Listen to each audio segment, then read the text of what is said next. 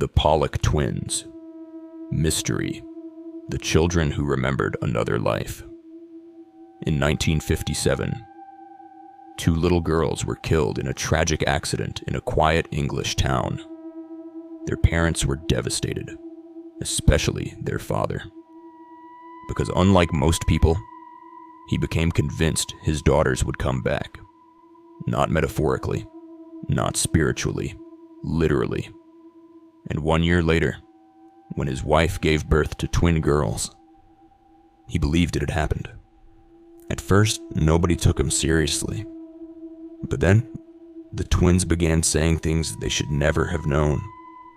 Things about two dead sisters they had never met. And decades later, the story of the Pollock twins mystery remains one of the strangest alleged reincarnation cases ever documented. The story begins in the small town of Hexham, England, a quiet place of stone buildings, narrow streets, and tightly connected families. Living there were John and Florence Pollock and their two daughters, 11-year-old Joanna and 6-year-old Jacqueline. By all accounts, the girls were extremely close. Joanna was protective and mature. Jacqueline was energetic and playful. Their parents adored them, and nothing about their lives suggested they were about to become part of one of the most debated paranormal stories in modern history. On May 5th, 1957, the sisters walked to church with a friend. But before they arrived, a car suddenly veered toward the sidewalk. The driver was reportedly suicidal and heavily medicated. The vehicle struck all three children. The impact was catastrophic.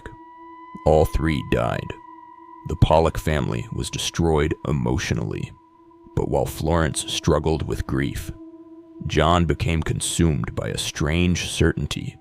He believed his daughters would return to them, not in memory, not symbolically, but through reincarnation. This belief caused tension inside the family. Florence reportedly did not share John's certainty, and at the time, reincarnation was not widely accepted within their religious community. But John insisted he felt it deeply. He told people the girls would come back. Then, about a year later, Florence became pregnant. Doctors believed she was carrying one baby. But when she gave birth, the Pollocks were stunned. Twins. Two girls. They named them Jillian and Jennifer. And almost immediately, John believed these children were Joanna and Jacqueline reborn. At first, there didn't seem to be anything unusual about the twins. But then, their parents began noticing strange details. Jennifer, one of the twins, had birthmarks. One was on her forehead, another on her hip. And according to the family, these marks closely resembled injuries and scars Jacqueline had suffered before her death. One allegedly matched a scar Jacqueline had gotten after falling and hitting her head years earlier. Now skeptics would later argue birthmarks are common. Coincidences happen, but to the parents, this felt deeply unsettling. And stranger things were still coming. As the twins grew older, their behavior allegedly became increasingly difficult to explain. Even though the girls had never met their dead sisters, they began showing similarities that disturbed their parents. Jennifer reportedly behaved like Jacqueline. Jillian resembled Joanna, not just in personality, but in mannerisms, preferences, habits. And then came the toys. Before the twins were born, many of Joanna and Jacqueline's belongings had been stored away. Old dolls, toys, personal items. The twins should not have recognized them. But according to the parents, when some of these toys were brought out years later, the girls immediately identified them. One allegedly called a doll by the exact nickname the deceased sisters had used. Another recognized toys she had supposedly never seen before.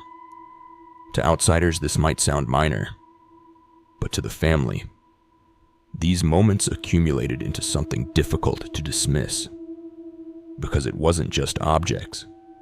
The twins also began describing places.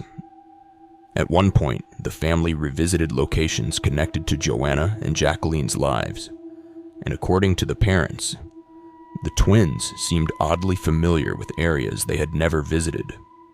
They recognized parks, school routes, specific landmarks.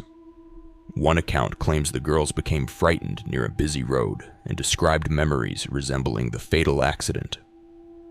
Again, supporters believed this pointed toward reincarnation. Skeptics argued the children may have overheard conversations subconsciously, or perhaps their parents unintentionally influenced them over time, and that debate would follow the case forever. Because the deeper people looked into the story, the harder it became to separate genuine mystery from the power of suggestion. One of the most unsettling claims involved the twins' games. According to some reports, the girls occasionally acted out scenarios involving accidents and injuries. They would clutch each other dramatically and describe blood coming from their eyes. Some researchers later argued these behaviors reflected trauma memories from the sisters' deaths. Others believed children naturally imitate emotional reactions they absorb from adults around them. And that's what makes this story so fascinating. No matter what side you take, there's always another explanation waiting around the corner. Eventually, the case attracted the attention of researchers studying alleged reincarnation phenomena. Among the most famous was Ian Stevenson. Stevenson spent years investigating children who claimed memories of past lives, and the Pollock case became one of his best-known examples. He documented the birthmarks, the behavioral similarities, the statements from the twins, and the family's testimony. To believers, the case represented evidence that consciousness might somehow survive death. To skeptics, it represented something else entirely: how grief, memory, and family dynamics can unintentionally shape children's identities. And honestly, both interpretations are unsettling in different ways. Because if the reincarnation explanation is true, then it suggests death may not be the end. But if the psychological explanation is true, that raises another disturbing possibility: that children can absorb stories, emotions, and expectations so deeply that they begin constructing identities around them without realizing it. Either way, something strange happened inside that family. As the twins grew older, many of the unusual behaviors reportedly faded. The memories became less frequent, the similarities softened, and eventually, Jillian and Jennifer largely stopped talking about the alleged past life memories altogether, which, interestingly, matches patterns reported in many other reincarnation cases. Young children sometimes describe vivid memories, only for them to disappear as they age. Supporters argue this strengthens the mystery. Skeptics argue childhood imagination naturally evolves and changes over time. Again, no clear answer, only interpretations. And maybe that's why the Pollock twin story has survived for so many decades. Because unlike ghost stories or urban legends, this case feels deeply human. At its core, it's really about grief, about parents devastated by unimaginable loss, about children trying to understand identity, about memory, and about one terrifying question humanity has wrestled with forever: what happens after we die? Even today, the story remains controversial. Some investigators believe the parents unintentionally coached the twins. Others insist certain details are too specific to ignore. And because much of the evidence comes from family testimony, there's no definitive way to prove either side completely right. But regardless of what truly happened, the mystery still lingers. 2 little girls died tragically, twin sisters are born, and somehow they appear connected by memories that should not exist. Coincidence? Psychology? Reincarnation? Nobody knows. But for decades, the Pollock twins, mystery has remained one of the strangest stories ever told about life, death, and the possibility that something may exist beyond both. And now I want to hear what you think. Was this simply the power of grief and suggestion?